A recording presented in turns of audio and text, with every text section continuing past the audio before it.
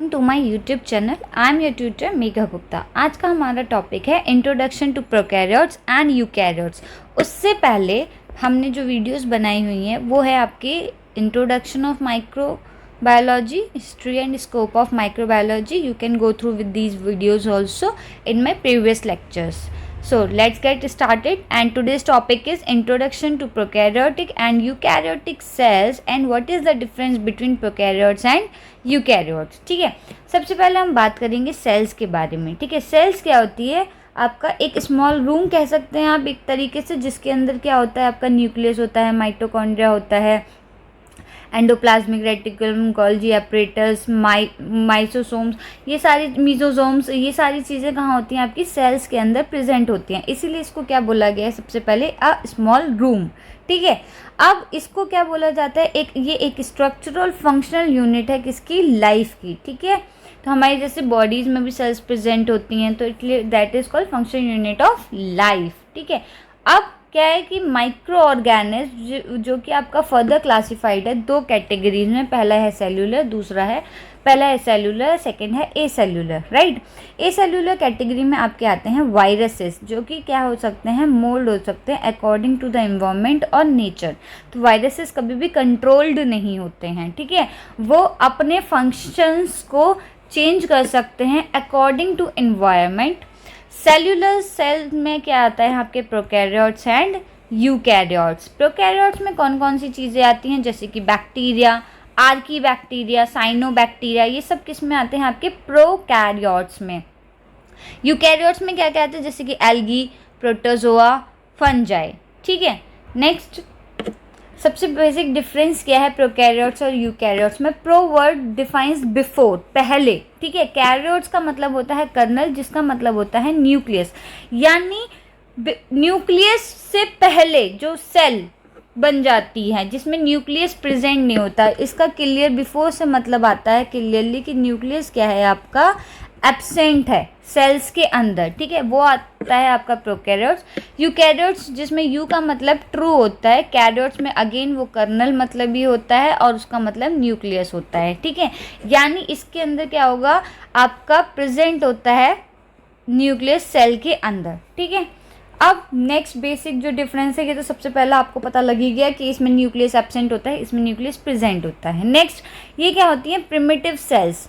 Primitive sales का मतलब क्या होता है? इसके अंदर ये बहुत छोटी सेल्स होती हैं। सबसे पहली तो चीज़ ये हो गया प्रिमिटिव सेल्स, जिनके अंदर ज़्यादा चीज़ें नहीं होती। जैसे कि यूकैरियोट्स में क्या होता है? आपका माइटोकॉन्ड्रिया भी प्रेजेंट होता है, वो बाउंडेड होता है मेम्ब्रेन से, साइटोप्लाज्म पे लोकेटेड होता है जैसे कि। ठीक है, ये इसमें क्या ऑर्गेनल्स होते हैं? Mitochondria, Golgi bodies.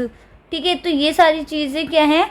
आपकी प्रेजेंट होती हैं ये यूकैरियोट्स के अंदर, एक सेल के अंदर। बट ये क्या प्रोकैरियोट्स क्या हैं? आपकी प्रिमिटिव सेल्स हैं, जिसमें आपके ज़्यादा चीज़ें इन्वॉल्व नहीं है। एक डीएनए क्रोमोसोमल है, सिर्फ वो भी एक है। जैसे यूकैरियोट्स में क्या होता है? एक से ज़्यादा चीज़ें आपकी प्रेजेंट है। तो ये क्या है? आपकी प्रिमिटिव सेल्स हैं। सेकेंडली क्या है? ये बहुत छोटी होती हैं, बहुत ज़्यादा स्मॉल है, दे आर स्मॉल। ये क्या होती हैं आपकी? ये बड़ी होती है, ये आपकी दे आर लार्ज। ठीक है, प्रोकैरियोट्स में थर्ड डिफरेंस क्या है? ये होती है एसेक्सुअल डिवीजन इसके अंदर होता है। बट यूकैरियोट्स में क्या होता है? सेक्सुअल एंड एसेक्सुअल डिवीजन, दोनों टाइप का आपका डिवीजन इसके अंदर अकर होता है। ठीक है, जैसे मैंने यहाँ पे बताया, यहाँ पे एसेक्सुअल डिवीजन होता है, यहाँ पे बोथ होते हैं sexual and asexual divisions. Right, और सेकेंडली क्या है? ये स्मॉल मैंने बताया था जैसे कि ये स्मॉल होती हैं और ये क्या होती हैं? आपकी लार्जर इन साइजेस होती हैं। नेक्स्ट हम डिफरेंस पे चलते हैं। जैसे कि साइज़ के बारे में आपको पता चला।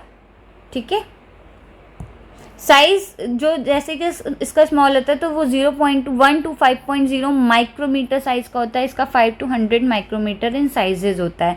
इसमें न्यूक्लियस एब्सेंट होता है क्योंकि प्रो वर्ड आ गया है, जिसका मतलब बिफोर होता है। ठीक है, यूकैरियोटिक यानी ट्रू मतलब होता है, तो यानी इसके अंदर क्या होता है? न्यूक्लियस प्रेजेंट होता है। अब यहाँ पे क्या होता है? Membrane bound nucleus absent obviously जो जब न्यूक्लियस ही नहीं है तो वहाँ पे मेम्ब्रेन्स भी बाउंडेड नहीं होंगी, जैसे कि आपकी अदर मेम्ब्रेन्स की यहाँ पे बात हुई है। Membrane bound nucleus is present, obviously जब न्यूक्लियस भी प्रेजेंट है तो यहाँ पे अदर ऑर्गेनल्स भी आपके प्रेजेंट होते हैं। इनको यूनिसेल्युलर बोला जाता है विच मीन सिंगल सेल। इनको मल्टी सेल्युलर बोला जाता है यहाँ पे क्योंकि मल्टीपल सेल्स आपकी प्रेजेंट होती हैं, ठीक है। नेक्स्ट, अब आप डायग्राम के बेसिस पे आप डिफरेंस को बहुत अच्छे से समझ सकते हैं। अगर आपको दिख रहा होगा तो क्लियर होगा अभी आपको डायग्राम यहाँ पे, ठीक है। देखो ये वाला जो डायग्राम है ये है आपका प्रोकैरियोट्स का डायग्राम और ये डायग्राम है आपका यूकैरियोट्स का डायग्राम, इसलिए मैं यहाँ पे मेंशन भी कर देती हूँ जिससे कि कोई कन्फ्यूज़न बिल्ड ना हो आप लोगों के माइंड में, ठीक। अब प्रोकैरियोट्स में ये आउटर लेयर जो है, ये जो आउटर है ये आपकी, ये क्या है आपकी सेल वॉल है, ठीक है। अब इसके अंदर जाते हैं, सबसे पहले इसके आउटर पार्ट की बात कर लेते हैं। ये हो गई आपकी सेल वॉल, ये होता है फ्लैजुलम, ठीक है, एक फ्लैजुलम। ये जो बाहर हेयर्स लाइक स्ट्रक्चर्स होते हैं इनको हम बोलते हैं पिलाई, ठीक है। नेक्स्ट हम अंदर चलते हैं, एक यहाँ पे मेम्ब्रेन है, इसको बोलते हैं साइटोप्लाज्मिक मेम्ब्रेन, ठीक है। इसके अंदर फिर हम चलते हैं, इसके अंदर का जो पार्ट होता है इसको हम बोलते हैं साइटोप्लाज्म। फिर इसके अंदर क्या होते हैं आपके छोटे छोटे छोटे छोटे छोटे छोटे ग्रेन्यूल्स प्रेजेंट होते हैं, राइट। फिर उसके अंदर हम चलते हैं, यहाँ पे थोड़े बहुत और बड़े बड़े राइबोसोम्स आपके प्रेजेंट होते हैं और एक सिंगुलर जो कि क्या है सर्कुलर इन शेप है, एक सिंगुलर आपका बैक्टीरियल क्रोमोसोमल डीएनए प्रेजेंट होता है। ये हो गई प्रोकैरियोटिक सेल की बात। इसी तरीके का आपका होता है डायग्राम, ठीक है। अब हम बात करते हैं यूकैरियोटिक सेल्स की, ठीक है। यूकैरियोटिक सेल में जैसे बाहर से स्टार्ट करेंगे हम, बाहर की जो लेयर होती है उसको आप बोलते हैं सेल वॉल। उसके अंदर की जो लेयर है वो जो बोलते हैं आप सेल मेम्ब्रेन या फिर आप प्लाज्मा मेम्ब्रेन भी इसको बोल सकते हैं, ठीक है। अब उसके अंदर आते हैं, हमारे सबसे पहले आता है पैरोक्सिसोम सेल्स होती हैं इसके अंदर, ठीक है। फिर हम उसके अंदर आएंगे, यहाँ पे क्या है आपकी गोल्जी एपरेटस है, माइटोकॉन्ड्रिया है, ये क्या है आपका लाइजोसोम्स हैं, ठीक है। वैक्यूल्स प्रेजेंट होते हैं उसके अंदर। अब और जो सेल अब जो पार्ट है ये बीच का जो पार्ट होता है, जैसे कि यहाँ पे भी था साइटोप्लाज्म, ये जो सेल मेम्ब्रेन और न्यूक्लियस के बीच का पार्ट होता है इसको आप बोलते हैं साइटोप्लाज्म। अब बहुत इंपॉर्टेंट चीज़ की न्यूक्लियस, क्योंकि इसके अंदर क्या है न्यूक्लियस एब्सेंट है और इसके अंदर क्या है प्रेजेंट है, तो ये पूरा न्यूक्लियस है जिसको आप अंदर के पार्ट को, इस पार्ट को बोलते हैं न्यूक्लियस, ठीक है। इसके ऊपर की जो ये लेयर है जो इसको कवर करती है दैट इज़ न्यूक्लियर मेम्ब्रेन, ठीक है। इसके अंदर जो बिल्कुल सर्कुलेटेड फॉर्म में प्रेजेंट होता है वो होता है आपका न्यूक्लियोलस, ठीक है। और इसके अंदर क्या होते हैं क्रोमोसोम, डीएनए क्रोमोसोमल प्रेजेंट होते हैं, जैसे कि मैंने यहाँ पे बताया, यहाँ पे सिर्फ एक सिंगुलर ये वाला प्रेजेंट है आपका, यहाँ पे क्या है इतने सारे आपके प्रेजेंट होते हैं डीएनए सर्कुलर, ठीक है। तो यहाँ पे आपके सिंगल यानी ये एक ही होता है और यहाँ पे क्या होता है एक से मोर देन वन होते हैं आपके। तो आपको डायग्राम स्पेसिफिकली समझ में आ गया होगा, क्लियर।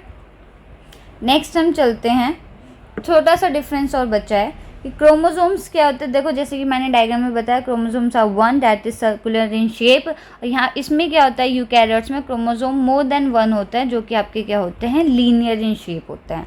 राइबोसोमल जो यूनिट्स होते हैं इसमें 70S सब यूनिट होती है जो कि साइटोप्लाज्म में रहेगा।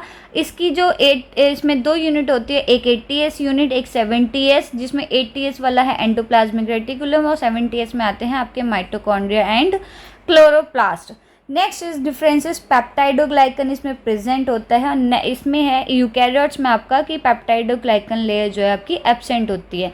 तो हमारा सबसे इंपॉर्टेंट क्वेश्चन बनता है कि पेप्टाइडोग्लाइकन लेयर भी क्या होती है। आपने एक चीज़ सुनी होगी ग्राम स्टेनिंग, ठीक है। ग्राम स्टेनिंग में क्या करते हैं आप बैक्टीरिया को टेस्ट करते हैं, उससे ये पता चलता है कि आपके बैक्टीरिया की कैटेगरी कौन सी है, कि वो ग्राम पॉजिटिव में आपका आता है कि वो आपका ग्राम नेगेटिव में आता है, ठीक है। बैक्टीरिया को आप सैम्पलिंग कराते हैं, स्टेनिंग कराते हैं, तो उससे आपको ये कैटेगरीज पता चलती है। इन कैटेगरीज के लिए बेसिक डिफरेंस आता है वो आता है पेप्टाइडोग्लाइकन लेयर का, ठीक है। तो बैक्टीरिया में हमेशा ग्राम स्टेनिंग से कोई भी बैक्टीरिया होगा तो या तो वो ग्राम पॉजिटिव होगा या फिर वो ग्राम निगेटिव होगा, ठीक है।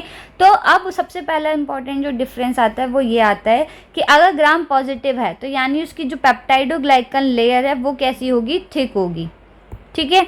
और अगर वो ग्राम नेगेटिव आया है तो उसकी जो पेप्टाइडोग्लाइकन लेयर है वो कैसी रहेगी, आपकी थिन रहेगी, क्लियर। ये बहुत बड़ा बेसिक डिफरेंस है। तो प्रोकैरियोट्स जैसे कि किसकी बात करता है, बेसिकली बैक्टीरिया की बात करता है, जैसे कि मैंने अभी बताया। और यूकैरियोट्स में क्या होता है आपका, वो एल्गी, फंजाई, इन सब की बात करता है। तो जब यहाँ पे बैक्टीरिया आ गया तो ऑब्वियसली पेप्टाइडोग्लाइकन लेयर होगी ही होगी, क्योंकि किसी में मोटी होती है किसी में पतली होती है, लेकिन लेयर तो होती ही है। तो इसलिए ये पेप्टाइडोग्लाइकन लेयर प्रोकैरियोट्स में प्रेजेंट होती है और इसमें एब्सेंट होती है। अगर आपको मेरा लेक्चर, मेरी वीडियो पसंद आई तो please please please go through with the other videos also, like them, share them, subscribe my channel also. Thank you so much for watching my video. I will come up to the another videos also very early. Keep watching my videos on the topic microbiology, on the subject pharmaceutical microbiology. Thank you.